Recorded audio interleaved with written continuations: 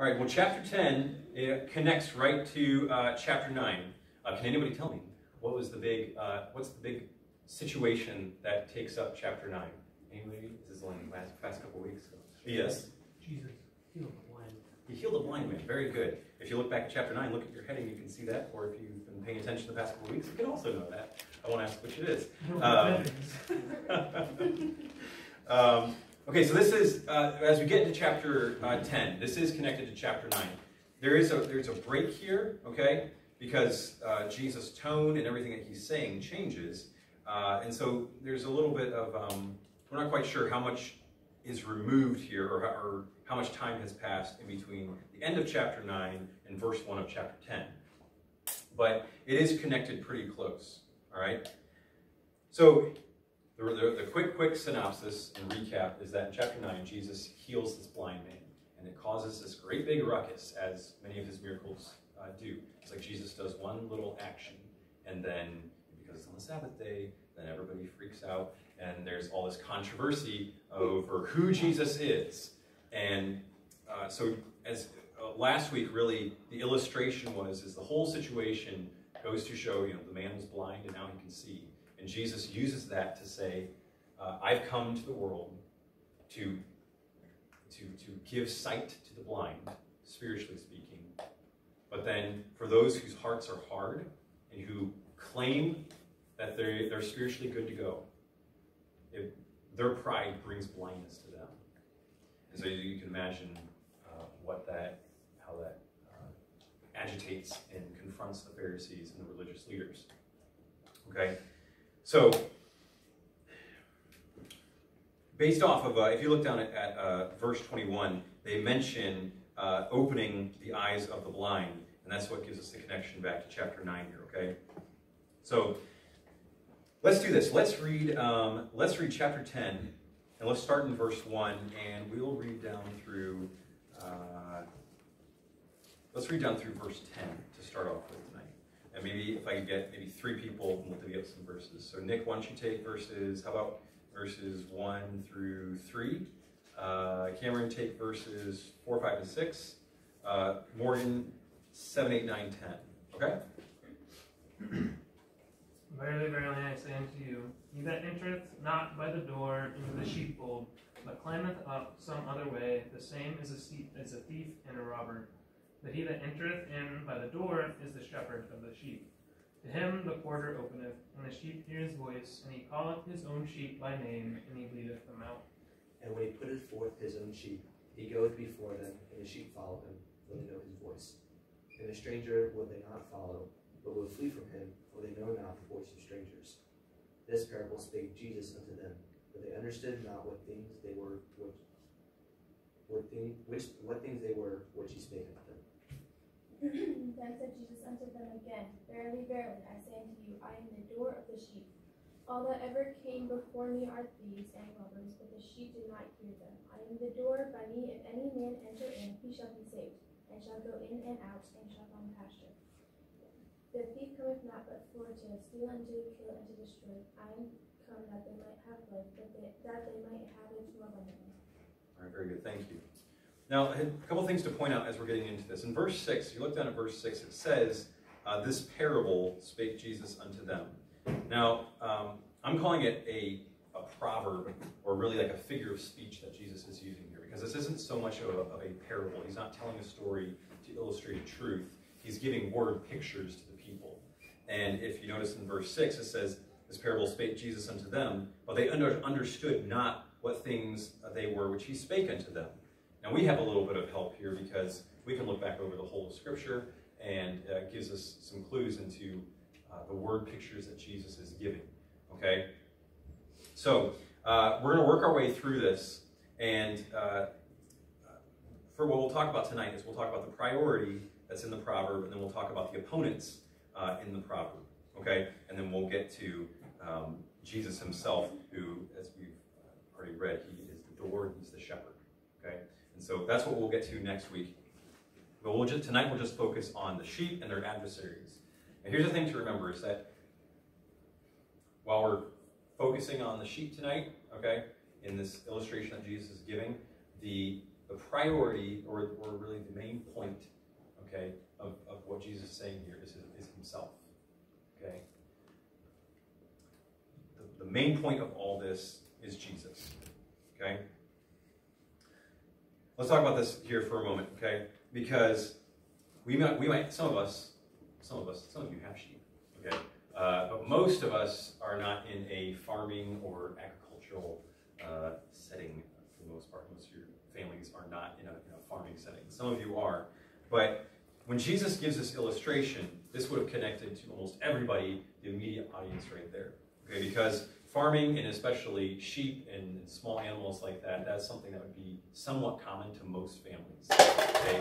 Many families would have animals that they keep, even if they're not officially farmers. It's part of their, it's part of how they live. Okay, so a couple things to talk about as we get into this. Okay, and I learned a lot about what shepherding and what all this would look like back in the time of Christ and back in this Jewish culture. Okay, so the key thing here to remember is that most families, you think about like a small village, most of the families in the village might have sheep. Okay, and not everyone. You think about this. Okay, like Dolphins have a couple sheep, and the Albrights have a couple sheep. They live their next door neighbors, by the way. Yay, always wanted that. And the Walters live right next to them too. The Walters also have a couple sheep. They're not. Okay, they're all three of those families, they all live right next to each other, and they all have a couple of sheep. I know, it's not that bad. You wouldn't, that would stink, but anyways. So they all have a couple of sheep, let's say, and all their sheep need to be fed, they need to be taken out in the pasture. So instead of Landon and Nick and Tabby all individually taking their own flocks out, you might have one shepherd who's going to take care of all of your flocks for you, and is going to take all as one big herd out to pasture, maybe for the night or for a couple days or something like that. Okay, is maybe going to keep them out on the hillside and keep them in what maybe we would call a sheepfold. Okay, think about kind of like a temporary, maybe like a rock fence that you would have up, and that's where you keep the sheep at night. So in a small setting like that, okay, here's something I learned about sheep. Actually, let's talk about this in a second. We'll move on here in a moment. So just getting your mind in this in this setting that these people would be in, as Jesus is telling them this. Okay, so let's talk about the priority of the proverb, and that is the sheep. Okay, the sheep are central to the story, but they're not the main point. Okay, now here's the thing: is that all the conflict that we read about here, okay, we read about the thief and the robber, we read about the stranger, everything, it all revolves around the sheep. Okay, but really the sheep are the needy ones. Okay, the sheep are at the same time they're the beneficiaries. Okay, think about this. I mean, even in the shirts, you guys have sheep. Emily, you guys have a bunch of sheep. You just had a bunch of lambs, didn't you? Yeah. Okay, what happens to or any of the shirts can jump in and tell me what happens to your sheep if you guys don't go out to feed them? They get really loud. If they get really loud, okay. All right. So think about this: if you guys don't feed them, who's going to take care of them? You guys don't. I don't know what all the needs that they have. Okay, sheep do have a lot of needs, from what I understand. Yes. Mm-hmm. Sure, he says. Okay. If you guys don't do it, who's going to take care of them? The mittens. You're stuck. Okay. But the point is here is that sheep in any context are going to be dependent on someone else. Okay, they're going to be dependent on the shepherd to lead them. They're going to be dependent on the shepherd for safety. Okay. So now Jesus starts out here with he starts talking about people trying to take the sheep. But let's talk about the sheep here for a moment. Okay. The sheep are the followers of Jesus. Okay? Jesus, as he's speaking here, I think that's a pretty good statement that we can make. Now, the immediate context is Jewish people. But Jesus later on, he talks about other sheep in verse 16, which we haven't read yet, and that's Jews and Gentiles. Okay? So we can take this and we can apply this to ourselves. Okay? If you're a follower of Christ, then you're the sheep in this illustration. That's who Jesus is talking about, is people who follow him, people who know him and have a relationship with him. All right, let's run through a couple things here. Okay, so verse 4, he says, when he puts forth his own sheep, he goes before them, and the sheep follow him, for they know his voice. Let's talk about that for a second. That the sheep, they know the shepherd's voice. And from what I understand, and maybe Sherds, you can confirm or deny this, but sheep actually get very familiar with their owners. Almost in a little bit like maybe your dog knows who you are. From what I understand, sheep can be that way. David says no. Okay, well, you go in opposition to everything I read, but that sheep actually can latch on. They know their shepherd, okay, and they know who is there to provide for them. They know who is there to take care of them. Okay, in that they recognize when someone is not the shepherd. They can tell the difference from what I understand. And so Jesus says here that his sheep know him and he knows his sheep. So verses 4 and 5 here, it says that they only follow the shepherd, okay? He says, and when he puts forth his own sheep, verse 4, he goes before them, and the sheep follow him, for they know his voice. And a stranger will they not follow, but will flee from him, for they know not the voice of a stranger. So here's a couple of other things to note here as we've talked about this a little bit, is that the sheep are actually dependent on the shepherd. All right? The sheep are, in all practicality, the sheep are somewhat helpless on their own.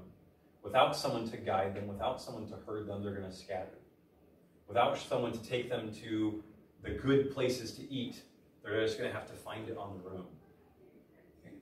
All right? So hopefully you're seeing the connections that we should be making for ourselves. That as Christians, we're only to follow Christ. And we only follow Christ. And if we are going to follow Christ, we have to know his voice. Meaning we have to know him. If we're going to follow Christ, we have to know him. Think about this too, that without Jesus, we don't have any direction eternally. We don't have any lasting provision in life on our own.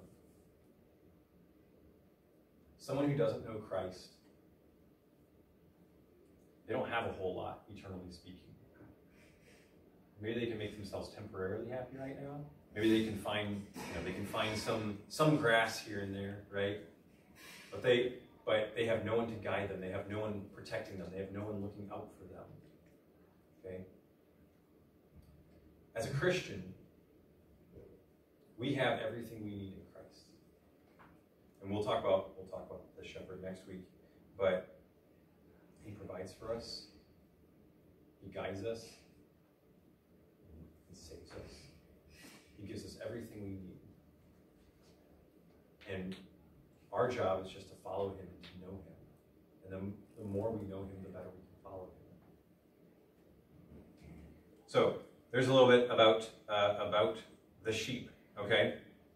Now, if you notice, we only read down through verse 10, and we should have read through verse 12. We can come back to that.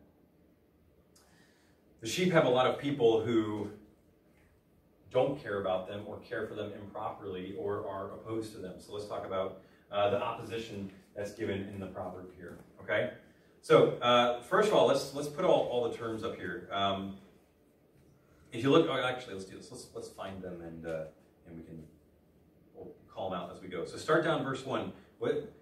Let's call out all the opposition to the sheep that we see starting in verse 1. What's the first one that you see there? Just somebody call it out. People that are opposed to the sheep or don't have the sheep's best interests in mind. Thief and robber. Thief and robber. Oh, we got both up there. Let's talk about those for just a second, okay? The word thief means thief, very simply, okay? The word robber has the idea of, I wondered this, like, why does he have thief? And then Jesus also says robber. There's two different words there. The word robber has the idea of a plunderer or a looter, okay? We can relate to looting right now in our current day and age. Okay, so there's a little bit of a difference there, okay? You think about someone who's plundering or looting. It's not just someone who is, it's not just like a pickpocket. It's someone who is taking everything they can, and they're going to destroy the place that they are taking everything from, okay? All right, let's keep moving down here. Who else do you see that is opposed to the sheep, or does not have the best sheep, or does not have the sheep's best interest in mind? The stranger. Okay, very good. The word stranger has the idea of foreigner. It's just that the sheep don't know this person. That this person is foreign to the sheep. Okay, this person is trying to. Well, we'll talk about that in a second. Let's keep moving down here, and let's even go down through verse. We can go down through verse 13. That's how far we should have read tonight. But I stopped us at verse 10. Keep working. See in verse 8. You see thieves and robbers again. Keep working your way down. What else do you see? Wolf. Okay, you see the wolf. Who else do you see there? The hireling. Okay. All right. So very good. So that's everyone there. The hireling just has the idea of a servant, a hired servant. Okay, someone that is hired to take care of the sheep. Okay, so maybe a servant who is hired to watch that flock maybe during the night. Okay, give the shepherd a break. Okay, and then you have the wolf, who is obviously just someone who is like the thief and the robber, does not have the sheep's best interest in mind. In fact, is there to destroy the sheep. Okay, so here's the idea there. You look at that long list, and there's a whole bunch of people there who do not have, put that back up, who do not have the sheep's best interest in mind. And all those people that are mentioned in one way or another, they do not care about the sheep. In fact, the sheep are prey to them, or the sheep are just secondary to their interests. Okay? And Jesus is obviously giving some hints that if there's people who follow him, and there's people who are out there who are opposed to the sheep, and they're opposed to him. Okay? So, let's keep moving through this. What time do you have there? 8:07. 8:07, okay. We have to go till 8:15, so we can move fast, okay? Let's talk about these here for a moment then, okay? You can kind of compare both the thief and the wolf, and that they're both trying to destroy the sheep. They're both trying to get to the sheep for whatever their purposes are. Okay, the thief is trying to steal the sheep. Why would someone steal a sheep? Maybe they want the meat. Maybe they want to make their own flock, and then they want to use that flock for themselves. Maybe they want to take that flock to market. Okay, the thief is trying to get the sheep that are not their own. The wolf is just there to feed himself, right? Okay, so I kind of grouped them there together. The intent is either to steal a sheep, or to plunder, or to even to butcher the sheep, to kill them. That's the point that Jesus makes there in verse 12. He says, the wolf comes. It says the wolf catches the sheep and scatters the sheep. Okay, so we could even talk about that a little bit farther. Think about this: the stranger. Everything that's talked about with the stranger. Look at verse 5. It says, a stranger will they not follow, but will flee from him, for they know not the voice of strangers. So the implication there is that the stranger is actually trying to lead the sheep in the way that the stranger wants to go, the foreigner wants to go. Okay, they're trying to draw the flock away. The hired hand. Let's talk about that real quick, and then we'll wrap it up here. Okay. The hired hand. Look at verse 12. It says, but he that is an hireling, and not the shepherd, whose own the sheep are not, sees the wolf coming, and leaves the sheep, and flees. And the wolf catches them and scatters the sheep. Now why does the hireling or the hired servant run? Verse 13, the hireling flees because he's a hireling and cares not for the sheep. Okay, so he's a hired servant, and he runs because he's been paid to protect the sheep, but at the end of the day, when it comes down to his life or staying and protecting the sheep, he's going to act in his own self-interest. Okay, so I believe with the hireling, Jesus is pointing to the priests and the religious leaders in Israel, people who,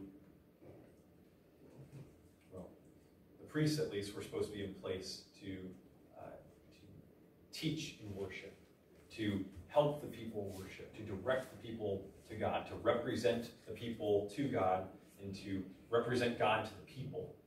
Okay, from the Old Testament perspective. And you think about what's happened over the course of the Old Testament and the time that Jesus has come, is that the Mosaic law and everything that has come from that, it's all dissolved into,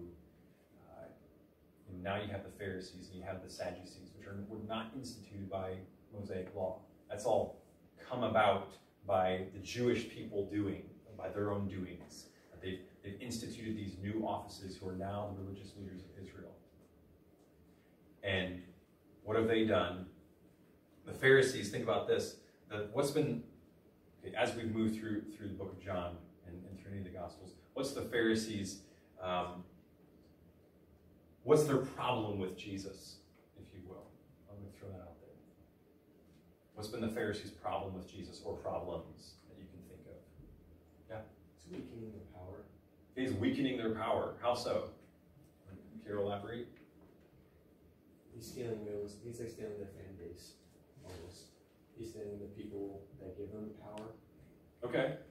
Yeah, that's a fine way to say it. Is that people have been looking to the Pharisees, the Sadducees as their leadership, and Jesus comes and says, "You guys, you're doing it all wrong.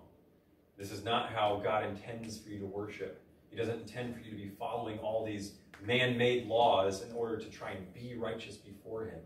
And so, what does that do? It threatens their power and their leadership. And so, the Pharisees, the Jewish religious leadership, have become opposed to Jesus because of how He has been teaching. All right, and you can kind of draw the oh, there you go.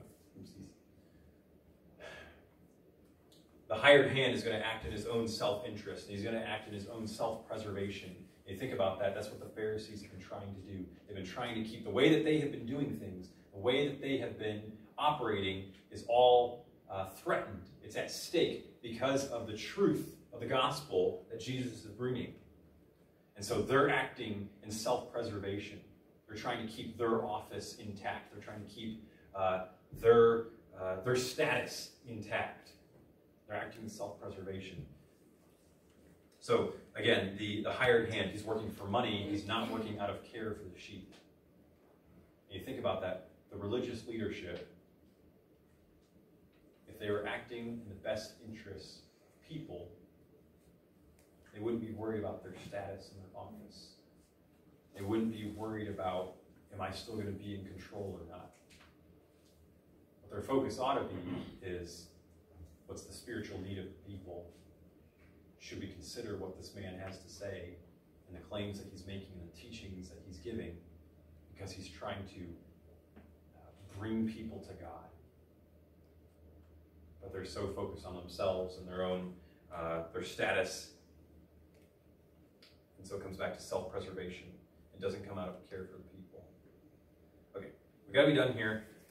We have to stop at this point because it's only take 15 years, probably close to overtime, if not. You have 2 minutes. 2 minutes. Okay, let's keep it going. Let's start the next point. Okay, remember, the whole point of this parable, I know we haven't even talked about the shepherd yet. That's the point of this proverb. That's the point of this illustration, this figure of speech that Jesus is giving. Okay? So, in this whole illustration, this is where we'll pick up next week, we'll see that the shepherd is the only one in this whole illustration who only has the sheep's best interest in mind. Everyone else that's listed do not care about the sheep. Only the shepherd does. Only their shepherd does. Only the shepherd of that flock. Only Jesus, the good shepherd, has our best interest in mind. Think about that. For as much as we have best friends, we have family, we have parents. Okay, there's no person on the planet who is going to 100% act right towards you. Even as much as as much as I love my wife, and would give anything for her. I'm still a selfish jerk sometimes, and amen that if you want. And I don't think about that. Like, I don't always act with her best interests in mind because I'm a flawed, sinful human being. That's universal for people. The only person who will always, always, always, always have your best interests in mind and always, always give you what's right is Christ. And so I wish we didn't have to stop here because that's where I want to jump in and talk about Christ, because that's the point of this property. So there's some different points of application hopefully we can take from that. Maybe to be on guard. To be on guard for all the things that are out there, all the things that pull at us, all the things that would draw us away from the Good Shepherd. Maybe that's a point of application for us tonight. So a couple different ways we could think about that, but we'll call it good there, and we'll get us out of here on time-ish. All right, let's pray. Father, thank you for the time you've given to us. Thank you, Lord, that we can be back together. Thank you so much for this youth group, and or just the chance that we have to be able to come together and spend time together and hopefully grow together. Lord, may we want to know you more, want to know you better. Lord, may we appreciate church, appreciate the church family, appreciate youth group, maybe a little more after all this time of separation. Lord, we just thank you for the opportunity that we have tonight. Ask your blessing as we go our separate ways, and may we seek to glorify you and to please you.